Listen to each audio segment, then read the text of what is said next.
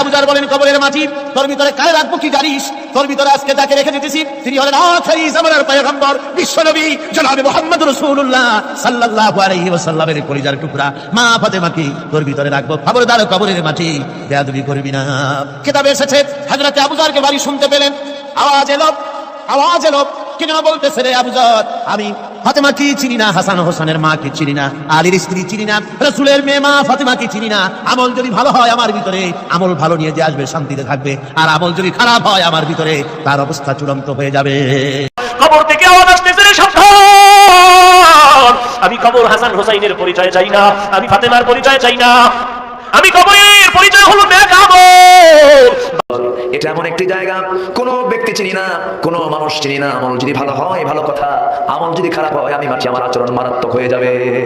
ওই বদমাইশেরা হাদিস বানাইছে, কবরের ভিতরে মা ফাতেমাকে রাখছে, রাখার পরে বলছে, হে কবর, তুমি কি জানো কাকে রাখতেছি? হযরত আলীর বউ হাসান হুসাইনের মা, দয়াল নবীর কন্যা। তখন নাকি কবর বলছে, হাসান হুসাইনের মাকে চিনি না, আমি হযরত আলীর বউকে চিনি না, নবীর কন্যাকে চিনি না, আমি চিনি আমল, আমি চিনি আমল, আমি চিনি আমল। কথা মনে রাখবেন, এই হাদিসটা যেই কিতাবে লেখা আছে, এর পরের পৃষ্ঠায় লেখা আছে, যেই কবর মা ফাতেমাকে চিনে না, এই কবর কমপক্ষে 70 বার জাহান্নামে যাবে। কথা বলেন, যেই কবর মা ফাতেমাকে চিনে না, এই কবর কমপক্ষে কয়বার যাবে? কয়বার? এই হাদিস কোন জায়গায় আছে? যে হাদিসটা, যেই কিতাবের ওই হাদিসটা আছে, যে কবর মা ফাতেমাকে চিনে না, এর পরে পৃষ্ঠার মধ্যেই লেখা আছে। বড় দুর্ভাগ্যের বিষয়, পৃথিবীর কোন হাদিসের কিতাবে এরকম বানোয়াট কোন কাহিনী নাই যে কবর মা ফাতেমাকে চিনে না, অথচ প্রত্যেকটা মসজিদে এইরকম নাপাক আলোচনা করা হয়। কথা বলেন ঠিক কিনা?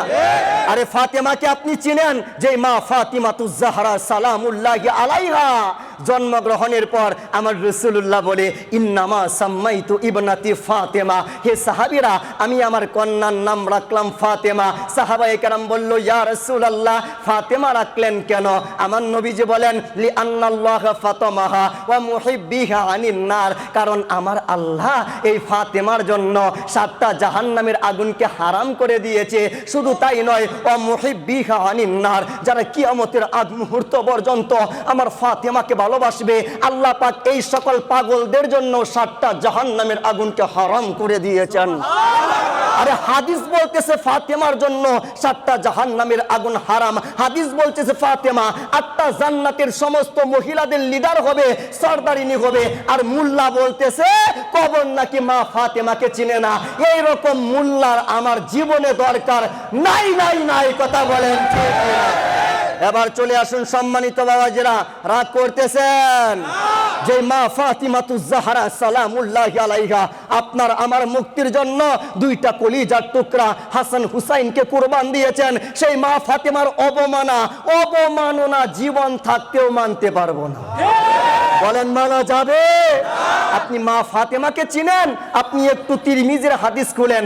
মা ফাতেমা যখন দয়াল নবীর গড়ে আসতেন, দয়াল নবী মা ফাতেমার সম্মানে এবং মহব্বতে নিজের বিছানা সাইরা উইটা দাঁড়ায় যাইতেন।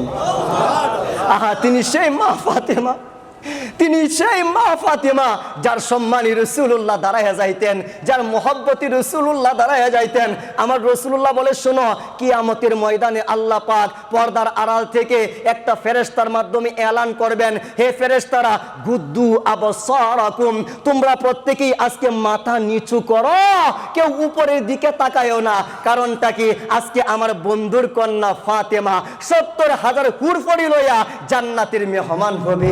জবান খুলে আল্লাহু আকবার বলেন না? কিন্তু আজকে নাপাকেরা হাদিস বানাইছে, বানায় ঘটনা বানাইছে। উমাইয়া নাপাকের দলেরা হাদিস বইলা প্রচার কইরা দিছে।